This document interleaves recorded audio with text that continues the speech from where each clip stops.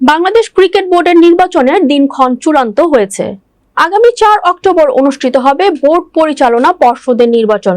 Supreme কোর্টের senior advocate Mohammad Hossain প্রধান নির্বাচন কমিশনার করে 3 সদস্যের কমিশন গঠন করেছে বিসিবি।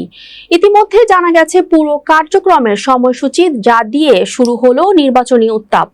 তফসিল অনুযায়ী 20 সেপ্টেম্বর থেকে আনুষ্ঠানিক কার্যক্রম শুরু হবে ভোটার তালিকা প্রণয়ের মধ্য দিয়ে।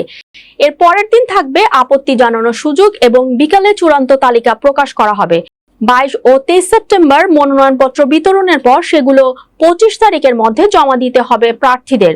26 সেপ্টেম্বর যাচাই বাছাই শেষে বৈধ প্রার্থীদের তালিকা চূড়ান্ত হবে।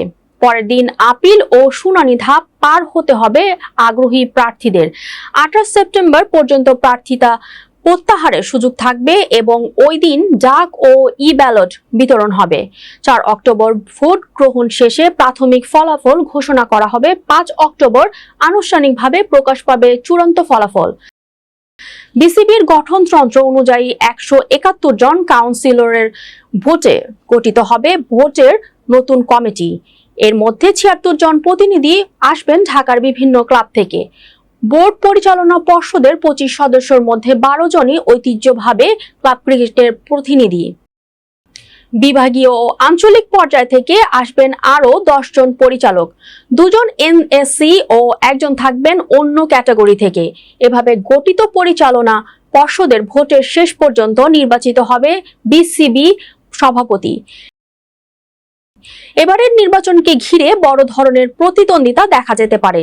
আলোচনায় কেন্দ্রবিন্দুতে রয়েছেন সাবেক অধিনায়ক তামিম ইকবাল, যিনি প্রথমবারের মতো বিসিবি নির্বাচনের অংশ নিচ্ছেন। অন্যদিকে বর্তমান সভাপতি আমিনুল ইসলাম বুলবুলও লড়াইয়ে থাকছেন। এছাড়া সাবেক সভাপতি ফারুক আহমেদও শীর্ষ পদে প্রার্থী হওয়ার প্রস্তুতি নিচ্ছেন। সব মিলিয়ে এবারের বিসিবি নির্বাচন হতে যাচ্ছে শক্ত প্রতিদ্বন্দ্বিতাপূর্ণ। হেভিওয়েট প্রার্থীদের উপস্থিত যেমন নির্বাচনী মাঠকে জমিয়ে তুলবে, তেমনি কাউন্সিলরদের ভোটে নতুন নেতৃত্ব কেমন হয় সেটাই এখন দেখার বিষয়।